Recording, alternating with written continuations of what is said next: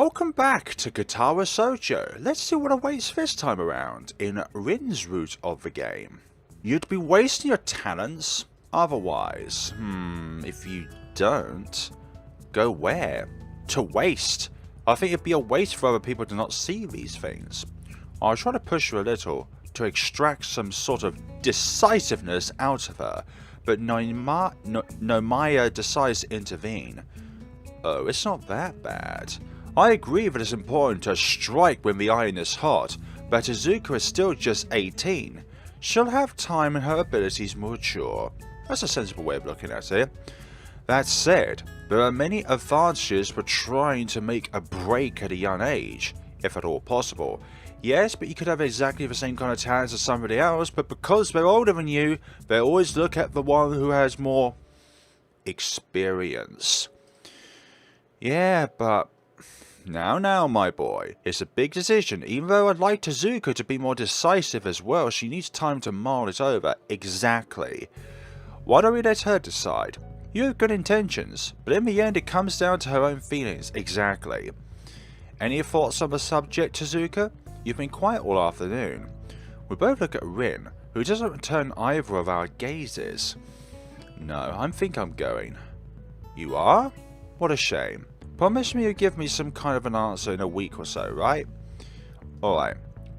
Good girl. And she gets up, Rin stands up, and trots out of the room without anyone saying anything further. Norimaya looks at me over his circular pink glasses, smiling sympathetically. You've made friends with her then, Nakai? Well, something like that, I guess. Depends on how you look at it. To be honest, I'm not really sure. It's more like me and Rin just tend to hang around each other irregularly, talking or not about something that more often resembles some twisted mockery of philosophy rather than normal, everyday things that friends chat about. Well, that's all good, isn't it? You're a new student and we should be promoting interrogation into the student body and such. Integration. Yeah, it is integration, my bad. I can't remember all the buzzwords they sprawl at Faculty and Yamaka Foundation meetings, but that's how it is. Tezuka isn't the most social person around these parts either. We kinda guessed that one. Yeah, that's definitely true, but neither are we. So, she's talked about my suggestion to you? Oh no, not really. I think it's more me pressing her to decide something. Maybe I shouldn't have. No, I'm sure it's fine. I'm too soft with her, even when I shouldn't. I don't really know how to handle Tezuka. She's so independent and willful. I wonder if this is what every old geezer of an art teacher who got his hands on a young and fiery prodigy felt like. He chuckles ironically to himself a little bit. Turning to face Rin's latest work, which she left drying on the easel, She departed so abruptly, but I wonder if she considers it finally finished. So, let's see the painting then. He leans in closer, peering at the canvas. It draws you in, doesn't it? Noimaya stands back straight, his face a dreamy, nostalgic visage. I don't answer him, as he seems to be taking my agreement as a given. I sometimes stay here after hours just look at Tezuka's paintings. She's really just prodigious, and at such a young age. I get shivers just thinking of what she could become with a few more years of refinement and confidence. You asked what makes an artist, remember? This is it. They take a piece of the world and reshape it in their own image. Metaphorically, of course, exactly. Like you can't just get, let's say, some Vaseline and turn it into something else. No, that would be called alchemy. Looking at her makes you wonder what the world looks like through her eyes. It's a wonderful thing, to be young and full of passion, the most extraordinary time of your life. You would do well to remember that, Nakai. Yes, sir. It's so silly. People always ask artists, where do you get your ideas? As if ideas were something sold at the market for pocket change. No, they're all sprouted from ideas. You can't explain inspiration. For people like Tezuka, it's like breathing. It's an instinct. I have met maybe one or two with the same kind of raw potential, but no amount of potential would amount to anything if one doesn't work to realize it. practice. Okay. It's practice, technique, skill. Draw for an hour every day for a few years, and even the most hopeless case becomes a passable artist. Tezuka is not brilliant because she was born with a natural talent for this kind of thing. She's brilliant because she works harder than anyone, ever since she learned to hold a pen, most likely. And all of it with her feet, no less. Absolutely phenomenal. Yes, indeed, it's an extraordinary talent to be able to use your feet like that. Silence finally lands in the clubroom as Nomaya lets himself get drawn back into Rin's painting, gently murmuring acceptance towards but still wet canvas. What kind of things do you paint yourself? As if waking from a reverie, he looks at me, surprised at my talking to him. Oh, I don't. Not anymore. So you just teach your theory-based stuff to students, not practical? But again, they're still practical. And I'm not gonna lie, if you can hear it, then I do apologise, but there's a constant, buzzing in the right ear. I'm not too sure how to fix it. I became an art teacher only after my career in that field came to an end. Now I just pass on knowledge to the next generation. The way Nomaya answers is curious, both giving and withholding information. I feel like asking more, but he cuts in before I get the chance. Now you should run along, my boy. It's almost dinner time, isn't it? Yes, sir. Have a good evening. You too. I quickly collect my stuff and step out into the deserted hallway, leaving the teacher alone with his musings. The weekend will be here soon. It's amazing how fast time flies here. I promised Emmy I'd join her for the celebration of her triumph at the track meet last week. That should be pretty fun. Indeed it would be, because the last time around we saw Emmy was on the track, but obviously ceremonies take all day, so we wouldn't want to hang around and see all that stuff, even though as a friend we should have done that. Are you sure you want to go? Why is it partially saturated? The weather has been that wonderful for all of June has finally taken a turn for the worse. The leaden clouds drooping over the town look worrisome and the air feels heavy and still, just like before rain. The forecast says there's a 60% chance of rain this afternoon. Maybe this will mark the beginning of the rainy season. Of course I'm sure. I've been waiting for this all week. Emmy had planned a picnic at some nearby park, with snacks aplenty brought from the convenience store. But with the weather this gloomy, it seems risky. I asked some other people to come too, but they didn't want to go because of the weather. We have to prove them wrong. Wrong how? You know, like how it always rains when you think it won't, and when you think it will, it doesn't. We'll go no matter what, so it's a win-win situation. No. Just no. I've been going without sweets for weeks because of practice for a track meet, but now I can splurge on anything I want. Nothing is going to stop me now. I love how energetic Emmy is. I thought you were all about a healthy lifestyle and stuff. Ho ho ho, Hisao, you understand so little. There's not a single girl on this planet who doesn't love sweets. I can guarantee you there are people out there that do not like sweets, or they can't have sweets. And Rin, obviously, I don't like sweets. She doesn't count. Anyway, is this... What do you mean Rin doesn't count? She has an opinion. For goodness sakes. Completely. We will go and eat our fill of sweets. Damn straight we will. I'm going to have to work it off later, but it's so worth it. It's called living in the now. Emily seems to be extremely determined about this. She is positively exhilarated, brimming with energy as always. But something seems special today. It looks like she can hardly stop herself from jumping up and down on the spot. Come on! I grasp a wooden handle of the umbrella. I was thinking about that. Did you bring any kind of weatherproof gear with you, like a coat or an umbrella? I bought and started to follow the two girls who seem to have no qualms about leaving me behind if I keep daydreaming. My umbrella is really fancy. The old-fashioned kind with a curved handle and a metal spike at the end. It used to belong to my grandfather. It looks like an antique, but it's in really good shape. Almost as good as new. That's what you call looking after something very well. Regardless of how old it is, as long as you look after it, it will go on and on and on. Unless it's new stuff, but because companies don't make them to last long, but make them so that they function very well at first, but then you have to go and buy the same thing again so that they can keep making more money. It's really big too. I remember how my grandfather, my grandmother, and I all fit neatly under it when a rainstorm caught us on an afternoon walk years ago when I was around 9 or 10. My grandparents are both gone now, but I still have the umbrella to keep me dry when it rains. We walk along the road leading down from the school towards a convenience store. The clouds casting their dark shadow down on us. The weather seems to be taking a turn for the worse, and I'm pretty sure I just felt a raindrop on my head. Didn't you guys think of taking an umbrella? It looks like it'll rain. Rin looks at her, limply hanging sleeves, and shrugs her shoulders. I don't have one. Besides, a little rain won't kill us. Little. She pushed her chest out, looking very confident about that. We aren't made of sugar. What are you saying? I thought that's exactly what girls were made of, especially considering what you're planning to gorge yourself on today. She just sticks her tongue out in the pie. Nah.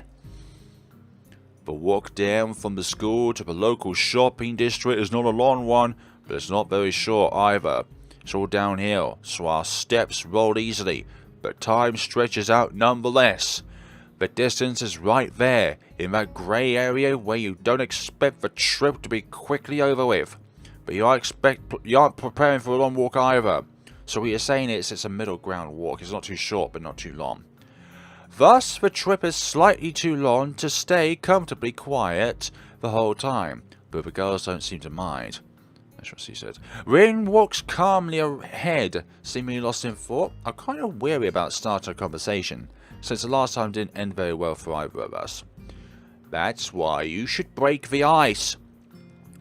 I haven't exchanged a single word with her since then. On the other hand, is way too happy about just walking. She seems to literally jump a little on every step, or skip over cracks, or balance on the edge of the sidewalk. Every now and then she comments on something to which Rin replies in an automatic sounding, nonsensical way that makes Emmy giggle a little. As we reach the bottom of the hill, the first raindrops begin to fall. I feel one hit the top of my head, then two more hit my nose in quick succession. And then there's thunder. It's not one or two rain clouds anymore. The entire sky has turned shadowy grey, billowing rain clouds swirling right on top of us. Oh shoot, I guess we aren't going to have a picnic then. We said that earlier! What now? Maybe we could have a rain picnic. A picnic in rain. Aren't you the oblivious one? No, we'd all just catch a cold and I don't like getting me or my snacks wet. I kind of like it. Not the snacks part though. Your sense of humour is incredibly dirty, Rin. Emmy considers our problematic situation for a moment when I open my umbrella and lift it up, trying to hold it so that all three of us get covered. Hey, hi Sal. Have you been to the Shanghai yet? It's a cafe somewhere around here, right? I've heard of it. It's a nice place. Let's go there and wait out the rain. If it's just a really quick shower, we can still go for a picnic, and if it gets worse, we'll just order cake there instead. That sounds good. Neither Rin or I have a better idea, so with Emmy taking the lead, we'll start walking briskly along a side street, The cafe is only a few blocks away. Even with the umbrella, we can't avoid getting slightly damp. The rain keeps coming down harder and harder. Raindrops leave tiny dots on the black asphalt road, which then combine into bigger patches like pointless artwork being made in front of our eyes in mere seconds. It's pouring heavily, driving on the hoods of the cars parked on the sides of the street and already flowing in little cracks on the sidewalks. The yellow light shining through the rainwater streaming down the windows looks very warm and inviting. Oh, and we calm. I shake the excess water off the umbrella and head inside with them, following Emmy to a vacant table in the furthest corner of the small cafe. The place is almost full. Apparently other people had the same idea as Emmy, and now we are all stranded together here in this cozy little place. Varnished wooden pillars and paper screens mixed with Persian-style tables and chairs in discordant harmony, a contrast of old and new. Light jazz plays quiet in the background, though it's mostly drawn out by the murmur of the customers. There's only one waitress serving the full house, frantically gliding from one table to another and trying to keep up with everything. To my surprise, I think I recognized her. I watch her deliver a tray of teacups and pastries to another table taken by Yamako students, then take an order from a middle-aged couple sitting across from us before finally turning to serve us. Yuko? How did I guess it? How did I guess that it would be Yuko? Now that she's close and faced me, I see that it really is her. The part-time librarian Yamako is full waitress attire. It's a pretty cute outfit, and she has tied her hair up in buns to match. It's a completely different image from her mousy plain style to her other job. Yuko blinks a few times looking confused, then remembers she was about to say something. Welcome to the Shanghai. So you work here too? I thought you were a university student or something. Yes, that too. It's a part-time job, as you can see. It's Sunday, so there aren't any lectures. Good thing too. Since today has been so busy, I'm wishing for another pair of hands. Anyway, I'm a bit of a rush, as you can see. What can I get you today? Emmy doesn't hesitate even for a second. Her eyes glitter like those of a kid in a candy store. Tea for everyone and... What do you mean just for you? Surely one of us as well as hungry. Yuko tries to stay as formal and professional looking as possible, smiling cheerfully at my ravenous companion. Yes, today we have a choice of strawberry shortcake, raspberry layer cake, or lemon meringue pie. Strawberry... No, lemon. No, actually, I'll take... Say, what do you mean both? She looks at me in challenge. I'll just take the pie. Nothing. Emmy makes a face at Rin as though she had bitten into a lemon. She's clearly unhappy with Rin for not joining in. Oh, come on, Rin, that's not polite at all. Nothing, thank you. No, you silly. I meant that you should order something too. I'll take a straw then. My feet are all wet. Sorry? The drinking kind of straw. They don't have those here. Yuko is obviously uncertain of what to think about this. She fiddles with her pen and is stationary for a moment, looking like she's about to cry before saying that we finish ordering. Thank you very much. Oh dear. She bows down a little bit too deeply and scampers to safety behind the counter. After that ordeal is over, I have a chance to relax a bit and take a better look at the surroundings.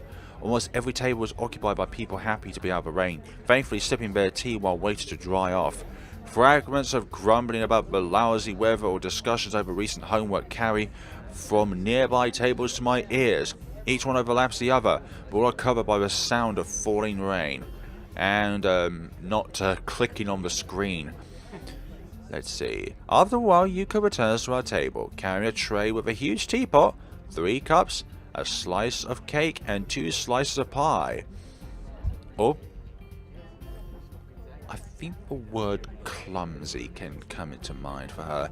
She slaps the tray onto our tiny table with a clatter, almost sending the teapot toppling over into Rin's lap. We better recover before she bows again and leaves, hurrying off to serve the other customers.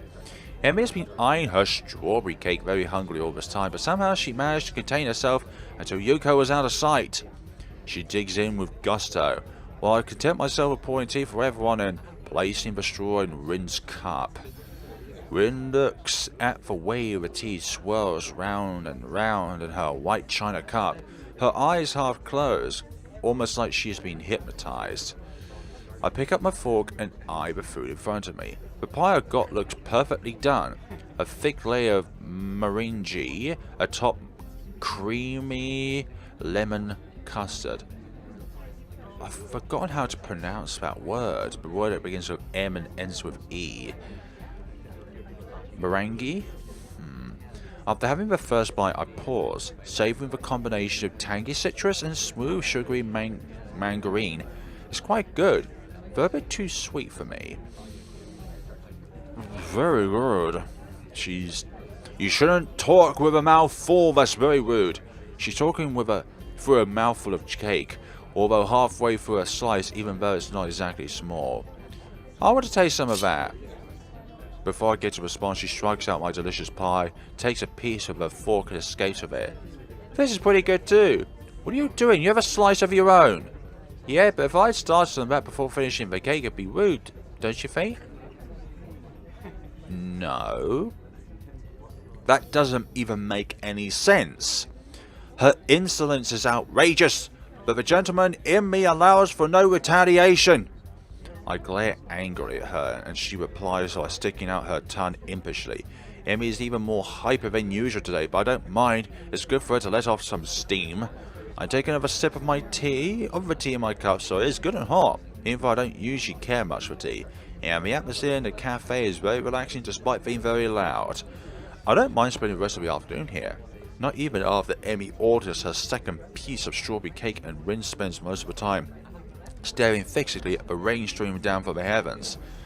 Even Yuko rolls her eyes at the third piece of cake disappearing into Emmy's bottomless stomach just as quickly as a breathed. Gluttonous, aren't we? Energetic and gluttonous.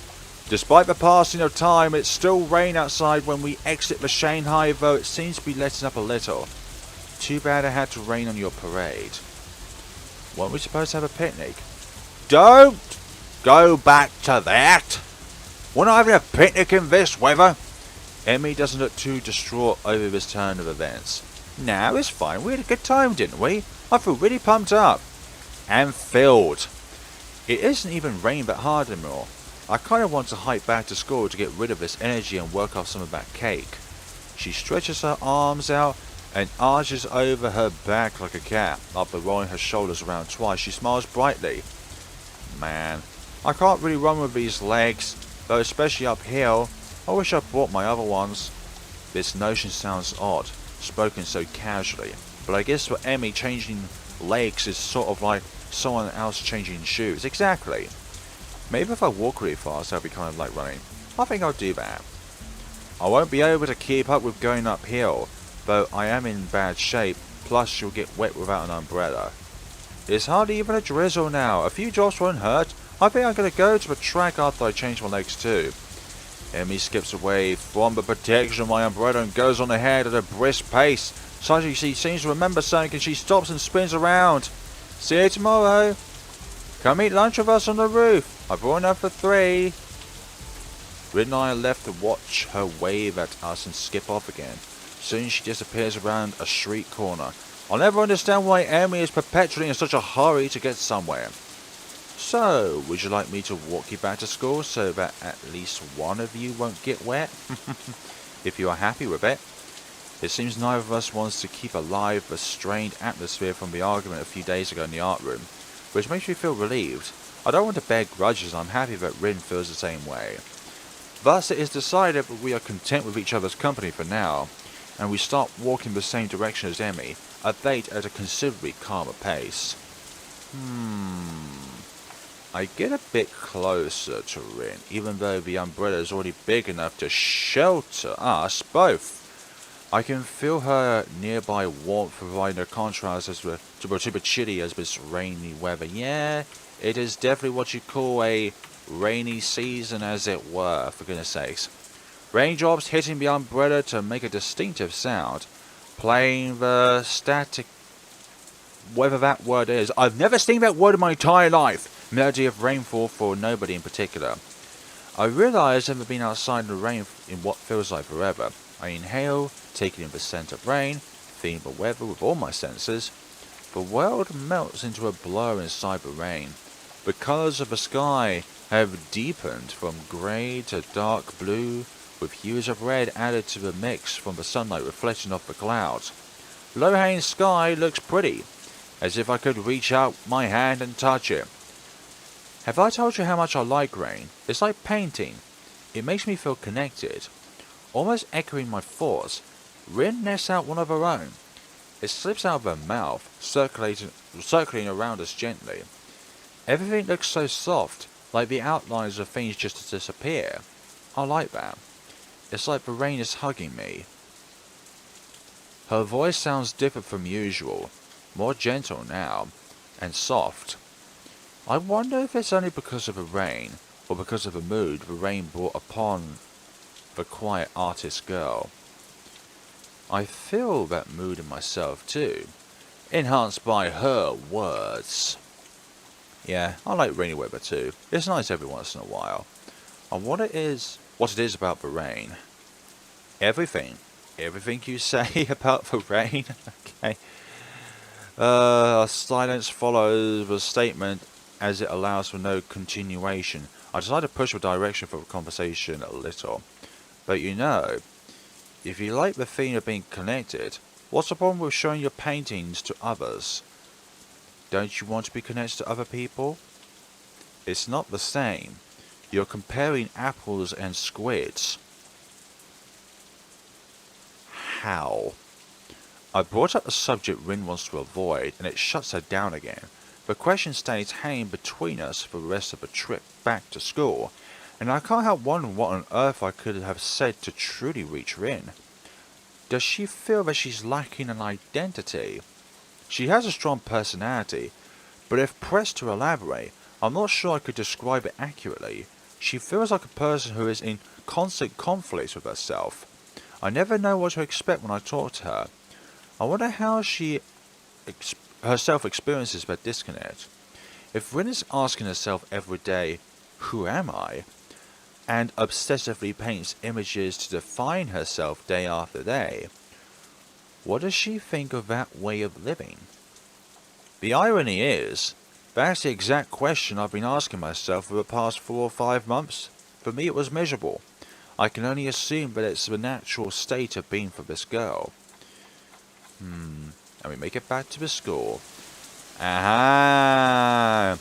When we stop in front of the dormitories, Rin turns to face me after sensing my thoughts from afar. Her gaze travels emptily past my left shoulder into the shapeless rainfall.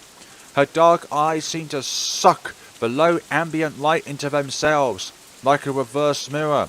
That empty gaze lets nothing out. If I want to understand what's going on behind those eyes, I have to work it out myself. Rin opens her mouth, then closes it without saying anything. The silence lasts for a few more moments before she takes a step towards the dorm building door. See you tomorrow. See you tomorrow as well, Rin. And hopefully it's not going to be raining tomorrow as well, but it is rainy season probably. There's always that one part of the year in Japan where it is rainy, like a lot, and it could even bring about hurricanes, whether there's typhoons. The next morning, like every second Monday morning until he says otherwise, I have an appointment with a nurse. They allow me to skip part of my first class in the morning, and I don't feel any shame in skipping the rest either. Rather than being thankful I get to miss world history, I instead feel dread when I think about these appointments. I wake up the normal time away and wash myself in the bathroom I share with Kenji, tidying my sleep-dishevelled head. I quickly get dressed and put my laundry in the basket. I pick up for the school today. I have all my homework done, like usual, so I have a bit of free time. There's no point in going to the morning class for 20 minutes before I have to get to the nurse's office, so I lie down on my bed and read a book until it's time to go. The door to the nurse's office is open, which is unusual. I enter while knocking to announce my arrival. Looking up from his computer screen, he motions me to take a seat with a friendly hello. I think the reason why the door is slightly open is because of the season. Steam wafts up from a piping hot cup of coffee on his desk. It's probably not his first today. Yes, coffee you would think is a bad thing to drink on a hot summer day because it's hot. But no, hot drinks allow you to sweat more, therefore cooling you down. How are we feeling on this wonderful morning, Hisao? I'm alright, I think. It was cold yesterday because of the rain, so I woke up feeling a bit groggy. You too, huh? Quite a few kids got caught without an umbrella, so we've been spending time handing out masks and curing sniffles. Alright, today is test day. Give me your arm. I extend my left arm towards him, keeping my face expressionless. The nurse ties a rubber tunic around my bicep with a practiced movement and briskly goes about his business. I don't think anybody really likes getting stuck with needles, but at least I got over my distaste of them. I had to. Now I barely even twitch at the moment of truth. Once it's done, a blood pressure check follows. Then there are checklists and questionnaires to go through. The nurse nods and scribbles in my answers to the questions as I give them. Alright, let's have a listen now. I unbutton my shirt and put it neatly on the back of the chair I was using while he puts on his stethoscope. Apologies for that. I know by heart the order of places where he's going to listen to my lungs and heartbeat. I adjust my breathing to be even and deep without even being asked. It's become routine now for both of us. It's funny, this is pretty much the only time in one's life where you really concentrate on breathing and nothing else. It's always amused me. Yes, because in exercising or doing stuff like martial arts, breathing is something that you don't think about, you just do repeatedly. I would say except from the very start of doing things, because you would always go from not concentrating on breathing because you're not doing anything to breathing a lot because you're using up your lungs, which you haven't used for a very long time in that kind of state. The nurse lifts the cold steel stethoscope from my chest and places it a few inches lower, listening again. The contact of the metal makes me flinch on reflex, even though I was expecting it. He furrows his brow, but I can't tell if it's because he's unhappy or if he's trying to pick something specific out among the complex multitude of irregularities in my heartbeat. Is there something wrong? Please don't talk. I shut up and become more anxious. The nurse is nice, but I can't help disliking these mandatory checkups. What if I'm going to end up hating all medical appointments from now on because of these? He finally lifts the circular metal plate from my chest, allowing me to talk again. Everything seems to be fine. Are you feeling alright yourself? I suppose. I was out yesterday when it was raining, and yeah, I really felt a bit under the weather in the morning. Maybe I caught a cold. Were you with Emmy? She came down with a cold too. My people told her to stay in bed for a day or two. Really? I mean, I was with her, but I didn't know she got sick. I guess it was a dumb thing after all for her to go out in the rain like that. Well, the part that she didn't say is that she ran back to campus. Yeah, well, let's put that aside. Everything seems to check out for you, but remember to be careful. Of course, I really don't want to go back to the hospital. He catches something. Maybe reprised terror? I don't know, in my voice, and glanced up from some papers he was looking at. Hey, don't worry. At this stage, it would take a huge crash in your condition to get you rehospitalized. It doesn't really reassure me, but grumbling about it to him won't make any difference. I quietly take my leave. He didn't say thank you or anything like that. Walking along the corridor from the auxiliary building to the main school building, I encounter a young female nurse coming the other way. She smiles at me when we pass by each other. The lobby is empty of people, no surprise, since class is still going on. I hear muffled sounds of discussion coming from behind the first floor classroom doors. I glance at my watch. I'd have to rush to get to my classroom in time, and I don't feel like going to class anyway, so I decide to climb up to the roof and have an extra long lunch break. Emmy promised she'd bring something for me today, but if she's sick, that's probably not going to happen. I'm not feeling hungry anyway, so it's all the same. The climb up the steep stairwell to the roof is oddly liberating, almost like losing weight. I feel satisfaction, but it doesn't wind me as badly as it did the first time I came up here. I push open the squeaky door at the top and step into the sunlight. And it's Rin up here. The chain link fence allows for a grand view over the treetops, all the way to the grey silhouettes of downtown further away. The dreary weather of yesterday is just a memory now. The silvery blue sky seems to be a mere arm's reach away. I've forgotten for a moment that I'm in a bad mood. The warmth of the sun soaks into my bones, making me drowsy and lazy instead. Don't be like that, man. The bells ring for lunch break, startling me back into reality. Soon afterwards, the quad below me bursts into life. Students pour out of the doors down on the ground, intent of enjoying lunch at the quad and the lush gardens in this perfect weather. When I hear the door to the stairwell being pushed open, I don't bother turning to see who it is. The intruder starts coming towards me with uneven footsteps. The little river stones the roof is covered with rattle and crunch underfoot. The footsteps stop a few feet behind me, followed by a silence. I look upwards into the glowing eye of the sun, absorbing its warmth with my whole body. What are you doing? I turn around out of curiosity at her first words to behold the slim, awkward figure of Rin Tezuka. She looks very much like herself today, too. Her hair is maybe a tad messier than usual, as if she just got out of bed. She stands with her weight shifted onto one foot, looking at me with mild curiosity, as if I were something in a store's display window. I don't know, just spacing out, I guess. What about you? Emmy promised food. We usually eat here. I'm afraid you're going to be disappointed. I heard Emmy came down with a cold. Oh, I guess that makes sense. She wasn't in class. It's not that common to get a cold in June, though. You don't think she went running at a track afterwards like she said? The rain just kept going. Probably. In the rain? In the rain. That sounds like a bit too much for just keeping up with training regime. Emmy is a hard-headed one, though, so I can see her running in the downpour just because she had to. Well, that's obviously overdoing it. Probably why she came down with that cold too. But I guess it's kind of cool. Speaking of that, I'm not feeling well either.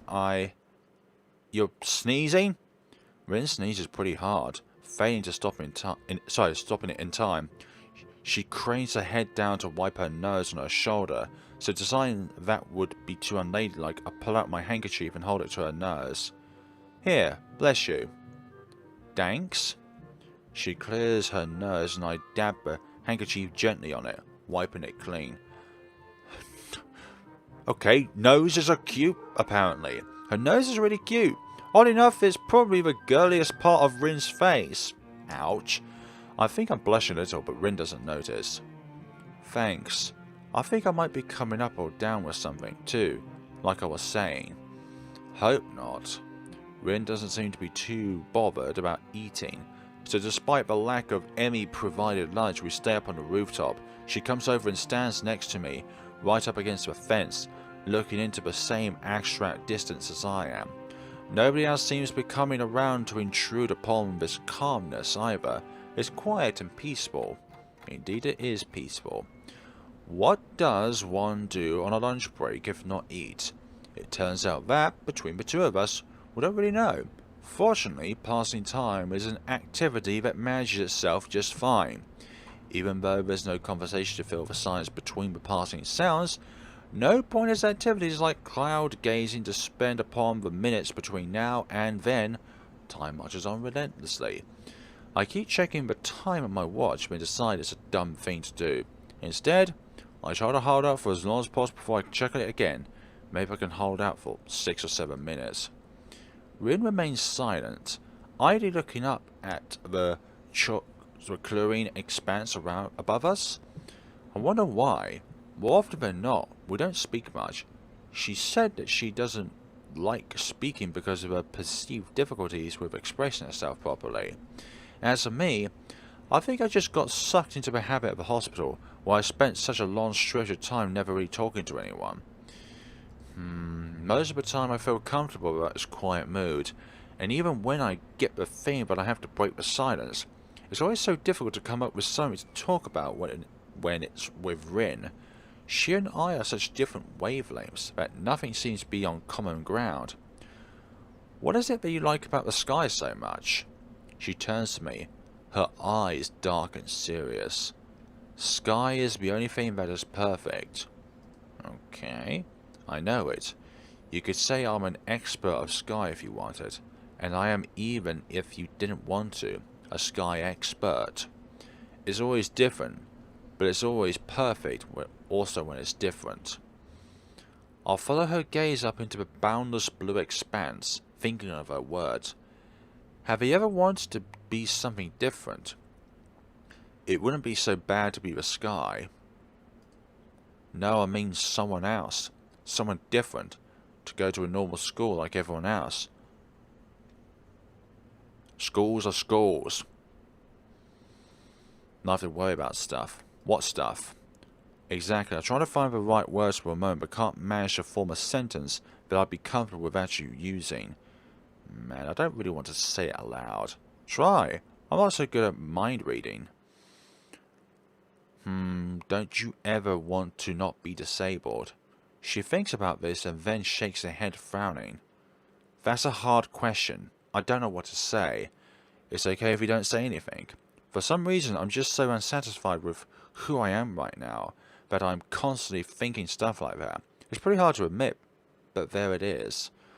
Honestly, I feel relieved about finally saying it aloud to someone, even if it's just Rin. I think I want to be different. Sometimes. I've thought about changing myself lately, but it's a bit scary, like walking backwards with your eyes closed. The difficult part is to know where your toes are not pointing. I mean directions. Even if I don't do anything, I would never stay the same. It's like my old paintings.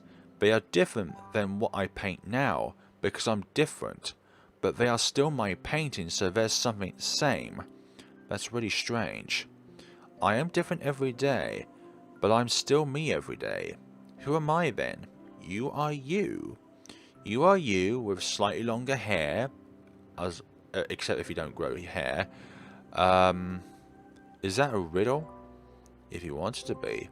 I don't know the right answer though, so you have to come up with it yourself. Well, it's the sky, isn't it? Going by your definition just now. I actually managed to surprise her by that. Maybe she had already forgotten about it. That's right. But I was thinking about myself when I said that. Very strange. Could it be that I actually am the sky? I don't think that's possible. Your logic's a bit off somewhere. She looks down and shuts up, and I can see she's quickly going over the deduction mentally, seemingly unhappy with the results she finally arrives at. Yeah, maybe I'm not a sky. Would make sense. I have a hard time knowing what kind of a person I am. You're not the only one. It's like my mind is in some other place than the rest of me. Underwater? Yeah, I wonder how it got there, because you mentioned underwater multiple times. I have no answer, so a brief silence falls between us for a moment. I shift my gaze back to the sky above us. The last time I really paid much attention to the sky was... I guess it must have been at the hospital. I could only see a thin strip of sky from the window of my room. If I walked up to the windows and pressed my face against the cold glass, the strip became bigger, but not by much. That sky made me feel sad and lonely, a reminder of the world on the other side.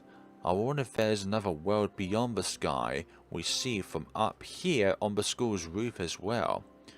I can't stop comparing life at Yamako to my hospitalisation, but I really should. I'm not there anymore.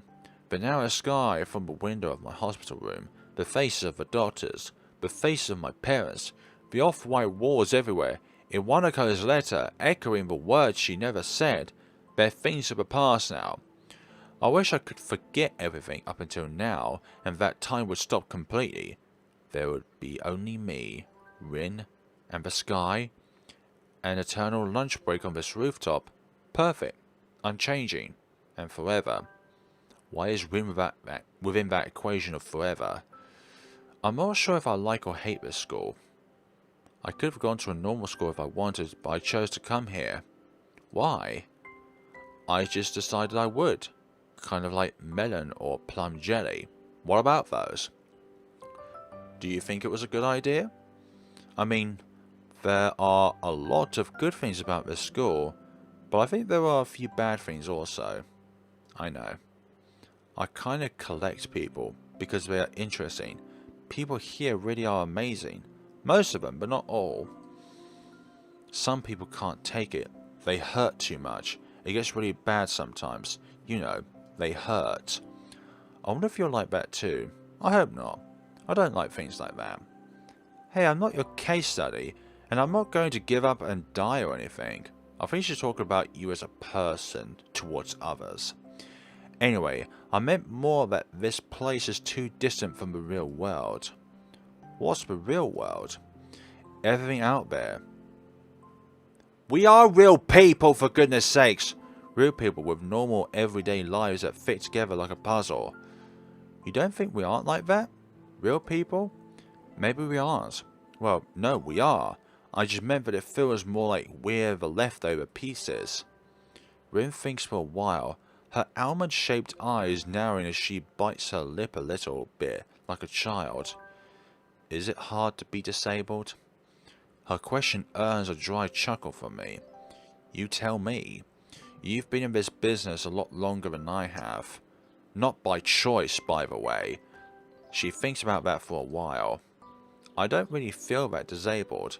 I mean, I do pretty much everything differently, but it's not that hard. I can always practice. I've started to practice food things this year. I think I'd want to learn to cook in a real kitchen someday. That's admirable, but I don't think it's just a state of mind. Maybe not to you. I have no good counter to that, so I concede by falling silent. The situation is making me more and more confused. I know what I want, but I don't know how to reach it. Rin seems to believe she can simply will herself into the shape she thinks she needs to be, but can't decide whether she wants to be a bird or a butterfly. I think, in the end, I'm not really that happy with who I am either, but that doesn't mean I regret being who I am. That's the thing that's wrong with you, Hisao. I've only started to process that rather blunt statement before Rin suddenly hugs me. What are you doing? I've never been hugged by a girl with no arms before. To be honest, it doesn't really physically feel like a hug. The awkward way she presses her body against mine and the lack of embracing arms makes it feel like she fell on top of me. But the warmth of a real hug is still there, and that's how I recognize it for what it is. I'm hugging you, Hisao. I know that, but... Is it wrong? I thought this is what you're supposed to do. I'm not really used to this kind of thing. The first time Emmy hugs me, I got surprised and kicked her in the stomach. I can kick pretty hard, so she hasn't been hugging me an awful lot after that. It's not wrong. It's just me. Things are a bit hard for me. For the time being. I can't seem to react properly to anything. Really? So is it hard being disabled after all? I guess she has me cornered there. I don't have the energy to start arguing against it, but I feel like I have to get something out. No. It's not hard. I think it's just me overthinking things. I really wish I didn't feel so sorry for myself all the time. I wonder if I always was this fragile, or if I became this way after my incident. Nothing has ever truly shaken my world like that before, so there's no telling. Rin pressed her cheek against me tightly. I can feel the warmth of her body close against me. Her body temperature feels really high, as if she had absorbed the sunlight into herself and was now sharing it with me. Or perhaps it's a natural state for her. It's the most comfortable thing I've felt in a long time. Wow. Your heartbeat really does sound really weird. It's like a drunken percussion orchestra. Please don't say stuff like that. I get very uncomfortable. I laugh at her comment anyway, in an attempt to ease the tension. It sounds a little bit too forced. Man, I'm sorry I'm such a mess. It's okay. It's the best part of you. Hearing that doesn't make me happy. She breaks off a hug and settles down. An awkward silence falls upon us like a blanket. Me feeling embarrassed about myself and Rin trying to arrange her expression to something she likes. One last time I glance upwards. This rooftop is really great. It's like I'm just a little bit closer to the sky. I know a better place, but we can't go there on lunch break. I can take you there sometime if you want. The bell rings for the beginning of the afternoon classes and Rin stands up to make her way downstairs. I don't hurry after her, deciding to stay up here for just a little while longer. Thanks for the hug. Thanks for not kicking me. You're the one who did the kicking to Emmy, for goodness sakes. After Emmy leaves, I finally let tears roll down my cheeks and cry for my condition for the first time and only time in my life. Then I cast away that hollow person lying in the hospital bed forever. It's good to cry. It's necessary to cry. It's what makes us human. And if we don't cry, But are we even human? Even the most bravest and steadfast people can cry. 2 days later, I'm feeling less miserable. I even go for a long, brisk, healthy walk like the nurse recommended, something which I've avoided and dodged with all sorts of excuses earlier. Stop with the excuses, then! Which is good. I feel more active in class as well, delighting our science homeroom teacher, Mr. Muto, with correct and promptly delivered answers. The break right now between the 2 morning classes is too short for any sort of meaningful activity, but too long to just spend it sitting in the classroom and doing nothing. Going out into the hallway isn't much better, but flexing my stiffened muscles is a better use of time than letting them get even stiffer by staying seated. The door of the neighbouring classroom door opens, and the students of 3-4 emerge to further fill up the already semi-crowded corridor. It seems their teacher kept them in for a few extra minutes. Emmy is among them. She notices me noticing her, which almost makes me look away from on reflex. I don't, however, and Emmy smiles at me and she happily skips towards me past the other students. Emmy looks pretty energetic, showing no sign of illness whatsoever. It seems she recovered from the cold. Hey, good morning. Nice to see you back on your feet. Feeling better now? She looks fine to me, but I still feel compelled to ask. Thanks, and yeah, I do. It was just a cold, nothing serious. Emmy laughs confidently, as if to emphasize her condition. I wonder for a moment what would count as serious in Emmy's books. She seems to be eager to put the topic aside, though. Where are you going? Off to Rin's room to see if she's awake yet. Oh, she skipped the morning class? A sheepish smile emerges on Emmy's face, and she gets slightly flustered. Not exactly. It seems that she caught the cold that I heard. Sorry to hear that. Well, she was out in the rain on Sunday with us, after all. I saw her on Monday, and she was feeling a bit under the weather back then, too. So that must mean on Wednesday we'll get the cold or something like that. Yeah, anyway, I'll ask the nurse for some cold medication to give her if she doesn't get better soon. Emmy would probably make a good mother. She leaves for the girls' dorm. I want to go with her to wish Rin well. I want to tell her that I'm better now too, but it doesn't feel appropriate. An unspecified feeling diverts my thoughts away. Somehow I just can't summon the resolve to go in there. Is this what Iwanako went through when she tried to tell me what she felt? That could be the case. These days are going faster as well. So the meaning of each day is less and less and less because of how short they're getting now. Even though I'm feeling more energetic, I'm still hesitant about going over there to talk to Rin. Yeah, this corridor looks different. It's not until 2 days later on Friday that I finally gather enough courage to enter the girls' dorm. I ask the first person I meet inside for directions to Rin's room. I knock on Rin's unmarked door and wait. After a few seconds of silence, I hear something rustling inside of the room. I start wondering if maybe I should have brought something for her, like a can of warm coffee or some oranges. I could have peeled them for her. Well, too late now. The door opens soundlessly. It was already unlocked, and I find myself staring at Rin, who stares back at me. She looks like she got out of bed, with her hair all messed up. And barely any clothes on. Hello. There is a strange, stupid-looking smile on Rin's face. I'm not exactly sure why. Rin smiles so rarely that it seems to be out of place every time. Especially, yeah, I'm thinking, in this situation right now, this feels more uncomfortable than anything else. Especially so now, given her partially undressed state. Said state makes me feel extremely conflicted about whether or not this was a good idea. Her cheeks are flushed rose red, contrasting with the milky pale complexion of a person who doesn't get enough sunlight.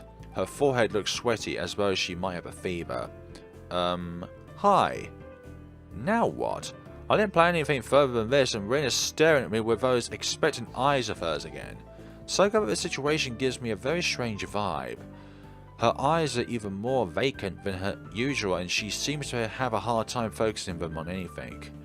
The lack of clothing is disturbing, but since she herself doesn't seem to be bothered, why should I be? I keep telling myself that. I thought I'd pay you a visit since you haven't been at the art club, and I want to talk to you and wish you well. Rin doesn't show any sign of recognizing what I just said, making me wonder if she actually understood my words or if she even heard them. Maybe it's the fever making her groggy. She might have actually been asleep before I came over. Okay. Oh dear, she turns on her heel and withdraws from the door, walking back inside the small room. From the doorway I can see her walk to her bed and half fall down, half sit down on the messy pile of bed sheets. The open doorway seemed to be more of an obstacle in my mind than the closed door was, but since Rin doesn't say anything else, I step through it and into her room. Let's see, Rin is on her bed leaning against the wall, leaving the only chair in the room for me. She keeps quiet even after I sit down, so maybe she meant to invite me in but just forgot to say it so aloud. An implied invitation, as it were? Very exciting. Nobody has visited me before. I thought Emmy visits you.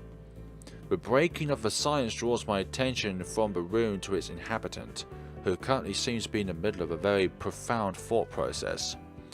Actually, that was not true about visiting, but Emmy doesn't count even if she visits. She always pampers me too much. I think she's having too much fun. What's wrong with having too much fun? Of course, there's also the cause of that fun, though, because it could be the suffering of somebody else.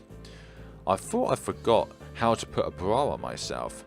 She looks groggily down at her chest, which is probably why I don't have one on, now that I think about it.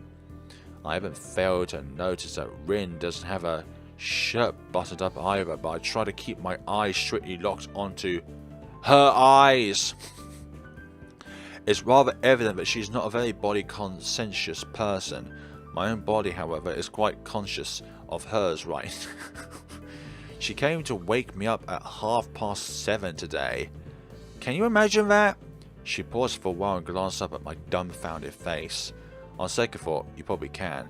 It's not like that reverse rainbow fish I tried to imagine earlier. That was hard. Right, so rather than it starting from red, it starts with violet. Well, yes, that seems like a pretty normal time to wake up if you want to go to class in the morning. I try to sound as reasonable as possible to counteract Rin's unreasonable annoyance. No, I'm not going to tell her to sod off. She gave me these meds and told me to take them. I follow her eyes to the night table and then to the pill bottle sitting on top of it. I pick it up and turn it around to look at the label so I can see what kind of medication Emmy bought. Active ingredient. Codeine. You took all of these? No. Yes, I've been eating some since there's so many. Seems to make this thing not so bad. Actually, I'm feeling just fine. Her head lolls round and round, making it like she is either trying to stretch her neck muscles or possibly pass out. I'm thinking that too. That's an overdose. She took several of these pills. Can that be safe? At least it's bound to have some side effects, which I'm afraid I'm witnessing right now. I'm feeling just fine. I am fine. Just someone taking this buzzing away from my head. I can't think straight. The annoyed expression returns to Rin's face. It's like many of those insect things. Or one really big insect thing. What are you talking about? With lots of wings, very much colour and everything. What's the word for those? Oh, never mind, I remembered. It's butterflies. She smiles slightly at her last observation. The small pause in her monologue is not long enough for me to dare saying something that could potentially but not likely salvage this discussion. I love butterflies. They are the best animal. Did you see any on your way here? Hisao? She utters my name as an afterthought, possibly to make clear that she is now addressing me instead of just speaking her mind to whoever might be listening. This odd situation has left me speechless more or less since the moment Rin first opened her mouth. Now that she herself doesn't seem to have anything else to add, silence fills the small room. It makes me glance around again in an attempt to find something to talk about. Rin's room is about as small as mine. The big window, which takes up most of the wall furthest from the door, opens to the east just like mine. It looks very normal, which strikes me as strange. I expected something more Different, like what? About a dozen of paintings, most of them in Rin's signature abstract style, and a few art posters are taking up almost all of the available wall space, but that's about the only real difference between her room and mine. The room is not exactly aesthetic, I don't know how to pronounce that word, but it doesn't look like what I expected from a girl's room either. A faint smell of art, of paint and paper is floating in the air, is the same smell the art room has. Rin isn't too concerned about being tidy, it seems. Everything she owns seems to be arranged in various piles around her room. Your room looks nice. It's an empty sentence one used to fill empty spaces in conversations, but my wits are failing me pretty hard right now. Yeah? Would you like me to show you the places, sorry. She looks down at her half-open shirt quizzingly, making me inadvertently follow her gaze to... Just... Oh, I guess I already did. Not those places! I can't deny that, no matter how hard I try to act properly. It is very nice that you came to see me. It makes me feel very... what's the word? You know, but what about things and stuff? That's any word. Anyway, you came. Rin's rambling makes me remember that I actually came here for a reason. Hey, about what we talked about on Monday. On the rooftop, remember? Rin doesn't seem to be exactly attentive right now. Not that she ever is. I'll plow ahead and get it off my chest anyway. I just wanted to tell you that I'm going to be better from now on, I guess. I hate being pathetic, so I decided I'm not going to be anymore. I guess that's all. Okay, isn't that good? The below words flow out of her lips slowly and uncontrollably. I'm happy for you, I think. That's what I think. You shouldn't look so sad all the time. I mean, looking sad is fine if you are not sad, but you look sad like you actually are sad. That's no good. Are you going on some training camp where they make men out of boys? Or mountaintop medication?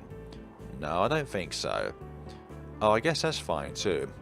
The sentence comes out of her mouth, and probably her brain, one at a time with a small pause between each, making her gibberish hard to understand. I just think it seems like a good idea. Maybe it's not. Rin finishes with one more line, getting to say the last word over herself, an impressive display of what I could only describe as mental shadow boxing. I thought it was like foreshadowing. While I'm embarrassing myself, might as well tell you that I'm sorry that I said some stupid things to you last week. It's your own business to decide what you're going to do. She seems to not register my words first, but then understanding light in her eyes, and she waves her head around in a way that could be interpreted as anything. It's okay. I probably said stupid things too. It's just sometimes a bit hard to keep my thoughts the way I like them. They are not very straight, at least most of the time. Not that I want them to have them straight, I just wish they were at least in some shape. Round is fine too, but I need more definition. My thoughts are very messy. Messy. Okay. She repeats the word melancholically, then flops lying down on her bed and nuzzles her head against the pillow, shutting her eyes. Enough. Tired. You should go. I'm going to sleep again. She opens one of her eyes to look at me. Was it you who likes to look at sleeping girls? Or someone else? Maybe there were many of us. I can't remember. You can stay if you want. No, I'll leave. I have to do homework anyway. I stand up from the chair and take a step towards the door. Wait.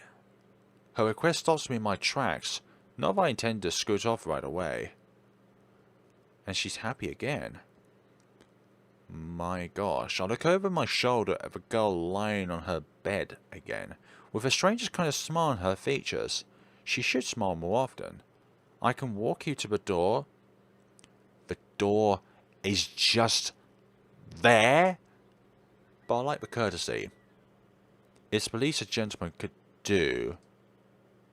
Rin giggles like a little kid, making me beyond absolutely certain that she took far too much of her cold medication today. I've always wanted to say that. Slowly and with difficulty, Rin first rises to a seating position again. Then she stands up with even more difficulty and more slowly still. As if guided by some masculine automation, my eyes instantly lower to the... Stop it, man! Stop it! Her eyes are up here, not down there. Or down there. At which point my man has forced me to lift my gaze back to Rin's eye level. It's getting almost too hard to do that. Rin is standing, although barely. It looks like she has trouble keeping her usually decent balance. Again, probably a side effect of the medicine. She takes an unsteady step towards me, then another smaller one she notices, but it's not a good idea to try to take big steps. I feel my muscles tense. I prepare to catch Rin as she falls down.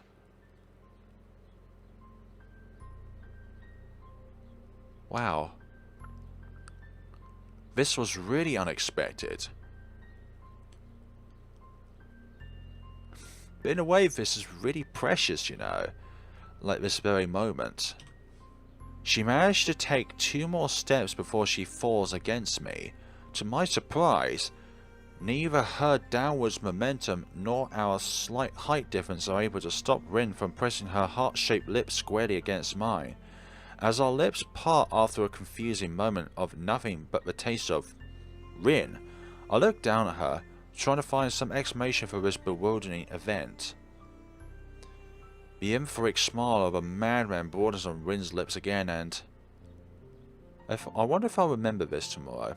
I am absolutely stumped on how to respond.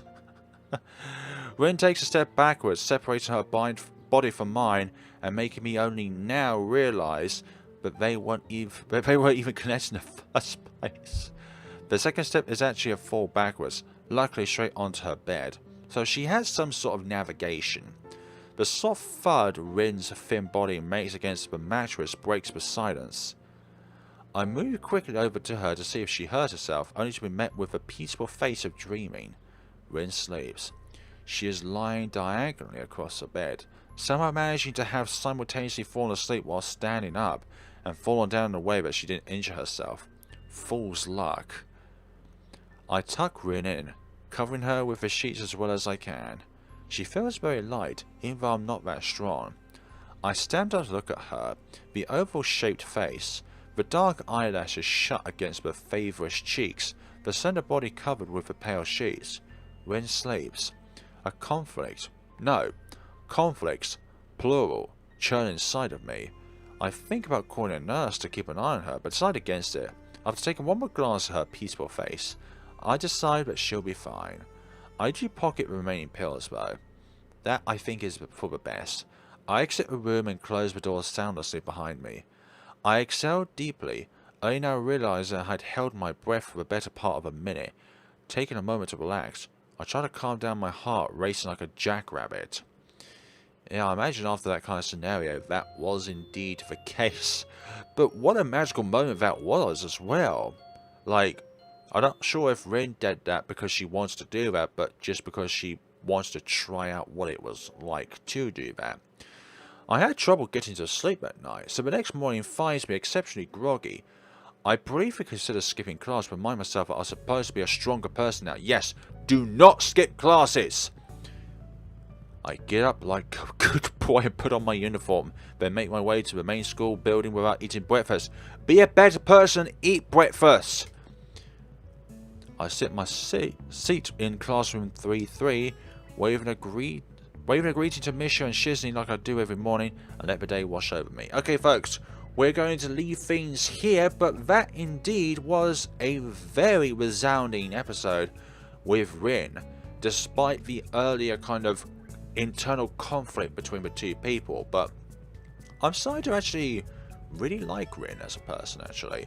Like, I always thought like she was kind of vague and boring, but it's like once you get to know somebody, then definitely, well, you find out more about them, and therefore they're not just a Victoria sponge cake with no flavouring or jam, but they do have more to them. But they also have their surprises, like she did just then, and just leapt onto the main character. I've forgotten his name now. Again, I keep doing that.